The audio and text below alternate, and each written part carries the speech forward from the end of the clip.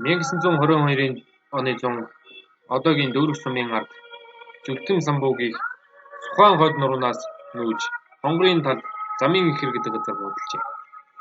Тэр шөнө эцэг эхээс өнцөрч хоцорсон охин дүү шиирвэн нэрэж нэгэн хүү төрүүлсэн. Нүүдлийн замд мэндэлсэн энэ хүн бол Гожмоо бүгд найрамдах Монгол ард улсын баатар хэмээх эрхэм алдар цолыг эх орныхоо төлөө эрэлхэг зөрөгтэйгээр дайтаж яваад амиан ардаж хүртсэн Аюуш байлаа. Аюушийн их ширмэн хүүгээ 3 настай байхад нь Лувсан зэрэн гих нутгийн үр хүүхэд байл өргүүлсэн байдаг. Өөрөө амьдралын ихээр малынхаа бэлчээр хариулж явсан хоноо орхоод нар гэртээ чилэлгүй замын нүүдэл дагаж нийслэл хүрээг зорин оджээ. Эрс жисгий сундаг болохоор нэг л мэдгэд Аюушгүй 90 цент хүрч нуруугаар нэг их өндөрч бишч шавлаххан биетэй шалмаг хөдөлгөөнтэй зузаан мор залуу болжээ. Ан авд их орхоосч бас адуу мал их явахт бол ингэж явахдаа санж мэтв гэх хүний охин Сэрэн Думаатай танилцж улмаар хайр сэтгэлийн холбоотой болсон байна. Түүнийгээ дагуулan гэртээ ирж аав ээжтэй танилцуулан гэр ах үе бэлдэх талаар ярьж эхлээд байхад 1942 онд Аюушт цэргийн зарлан дуудахуд сэржээ. Эр цэргийн албанд тэнцэж хөөрсөн залуус Улаанбаатарын зүг өртөөнөөс өртөөн хооронд уралдаж тагсаар буухажээ. Тэдний дунд Төгрөг сумын уугуул Ахмад дайчин хайдав мөн дарвж явсан юм. Аюушийн унсан морь дандаа цуцаад байсан нь эргэж ирэхгүй юм ёр байж дээ хэмээн нэгэнтээ дурссан байдаг.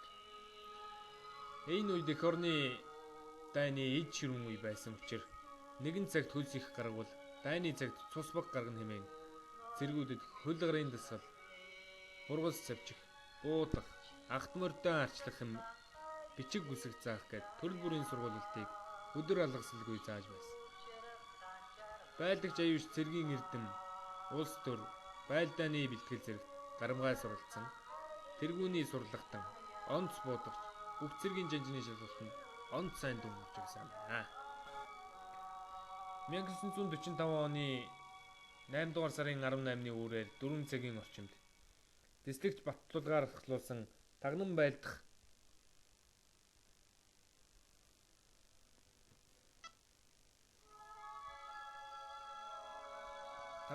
гарын 16 дайчдын бүлэг хөнгөн хуягтаагаар Жанчгүйгийн арын бэхлэлтийг чиглэн хөдлөв. Тэдний дунд ахлагч Дүүдэн салааны хөнгөн болмадчин Аюуш дондог нар томилогджээ. Өдөржин шүнжин бороо орж байсан учраас танкийн саадуудад гутлын дүрийн давсан ус тогтож шавар шавхаа ихтэй тул давших тун бэрх байлаа. Дайсны цэргүүдэд ойртож ирээд явгнаар давших үед дайсны цэргүүд тал бүрээс нь хаачин галаар галуулад эхэлсэн. Тагнуулын бүлгийн хамгийн гол зорилго бол ангидаа дайсны байрлал болон галын зүгүүдийг тодорхойлон яаралтай мэдээ хүргэх. Гүүрийг эзлэн илэрсэн галын зэгийг устгах явдал байлаа. Уг даалуурыг биелүүлэхийн тулд Аюуш Даштондог нар гүүрийн цаана гарах шаардлагатай болсон байна. Ингээд тэд хүчний ямар ч тэнцвэргүй асар хүнд тулааныг эрэлхэг зөрөгтэйгээр хийж дайсанд асар их хохирол учруулан маш олон шавхцсан хэдиж гүүрийг даван эцсийн сумаан дуустал тулалджээ. Үүгээр зогссонгүй байлдагч Аюуш алгадсан дайсныхаа зэвсгээр өөрсдийг нь устгаж бүр сүлдээ полиматийнхаа онгол төмрөөр зөхөж эцсийн удаа гар тулаан хийж байгаад алтан амиа алдсан байна. Тулааны дараа эрэлхэг дайчдын амь үргсэн газар очиход үнэхээр аимшигтай дүр зураг батсан байна.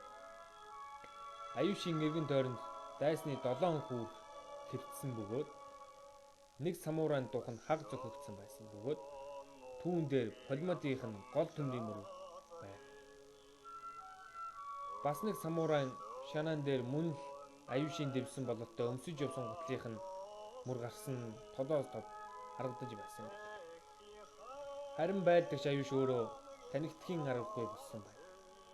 Тэрээр чухам хэдийд ч бууныхаа гол төмрөөр тулалдсан мэдэгдээг. Учир нь тэр гол төмрөө буундаа ухсарсан байсан.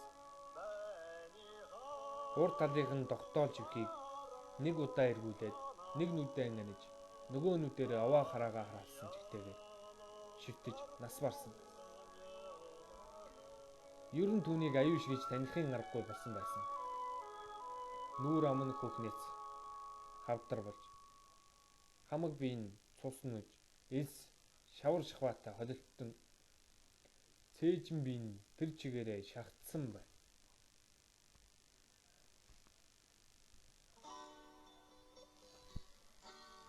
Арван нэгэн удаа шархтаж 12 дахь шарх буюу сүүлийн сум нь тархинд нь туссан байсан. Байлдагч аюушийн тэр тулааны үед бүх сумаа дууссан байсан гэдэг боловч зарим их сурвалжинд бууных нь бүхэнд сум байсан гэдэг мэдээж бий. Түүтэйч дээрээ аимшигтай бас гайхамшигтай баатарлаг тулааныг хийж эрсдсэн юм. Харин Даждондун түүнээс 100 орчим метрийн наад буюу гүүрийн наад талд чамархайн дээд хэсгээрээ буудуулсан байдалтайгаар амьд олдож эмнэлэгт хүрэгдсэн хэдий ч 4-5 хоногийн ухаан орохгүй байсаар амьсгал хураасан юм. Эх орон ард түмнийхээ сайн сайхны төлөө халуун ам бүлээн цусан хайрлаглгүй тэмцсэн хүүгээ Монгол улс бүгд найрамдах Монгол ард улсын баг хурлын тэргүүлэгчдийн 1945 оны 9-р сарын 26-ны өдрийн тогтоолоор бүгд найрамдах Монгол ардын баатар цолоор нэхэн шагнасан юм аа.